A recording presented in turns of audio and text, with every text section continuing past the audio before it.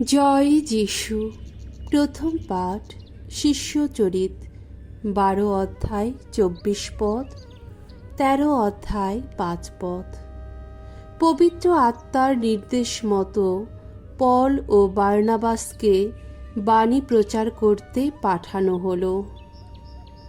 এদিকে ঈশ্বরের বাণী আরও ছড়িয়ে পড়তে লাগল, তার প্রভাব আরও ব্যাপক হতে লাগল।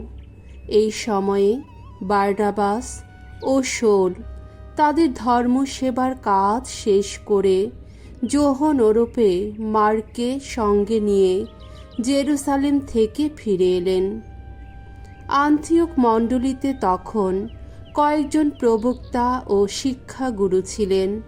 এরা হলেন বার্নাবাস নিজে, নিগের নামে পরিচিত সিমেওন, সাইরিনীয় লুসিয়াস, সামন্তরাজ হেরোদের সঙ্গে প্রতিপালিত মানাহেন এবং স্বয়ং শৌল। একদিন তারা প্রভুর আনুষ্ঠানিক উপাসনা করছেন এবং উপোস করে রয়েছেন। এমন সময় পবিত্র আত্মা এই কথা বললেন, বার্নাবাস ও শৌলকে আমি যে কাজে আহ্বান করেছি, আমি চাই আমার সে কাজের জন্যে তাদের তোমরা স্বতন্ত্র করে রাখো। তারা তখন উপোস করে প্রার্থনা করার পর এই দুজনের ওপর একবার হাত রেখে তাদের বিদায় জানালেন। এইভাবে পবিত্র আত্মার দ্বারা প্রেরিত হয়ে তারা দুজনে তখন সেলিওসিয়া বন্দরে গেলেন আর সেখান থেকে জাহাজে সাইপ্রাস দ্বীপের দিকে যাত্রা করলেন। সালামিস নগরে এসে তারা ইহুদিদের বিভিন্ন সমাজগৃহে ঈশ্বরের বাণী ঘোষণা করতে লাগলেন। যোহনও তখন তাদের সঙ্গে তাদের সহকারী রূপেই ছিলেন। প্রভুর বাণী। ঈশ্বরকে ধন্যবাদ।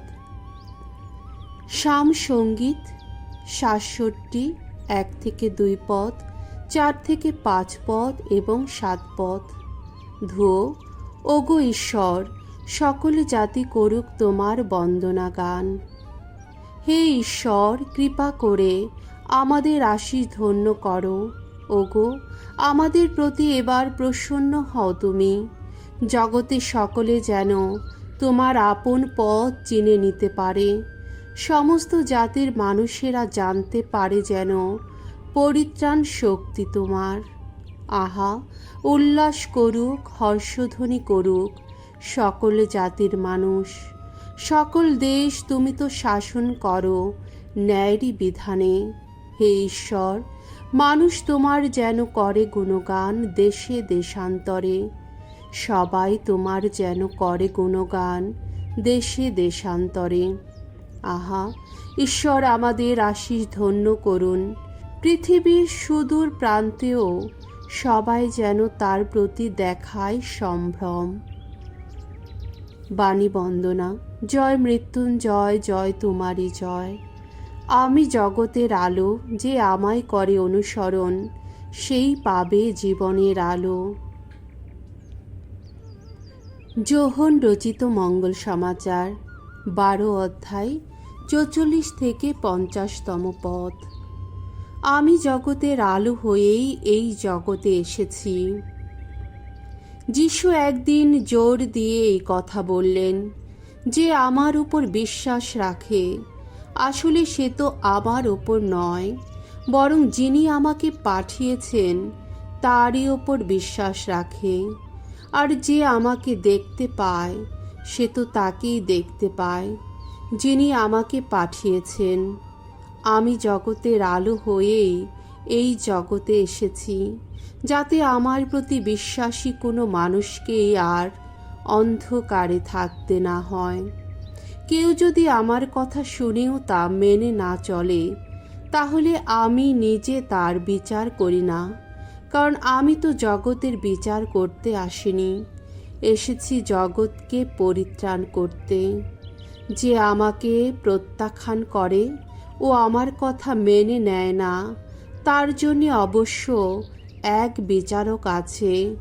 আমি যে বাণী শুনিয়েছি, শেষ দিনে সেই বাণী হবে তার বিচারক।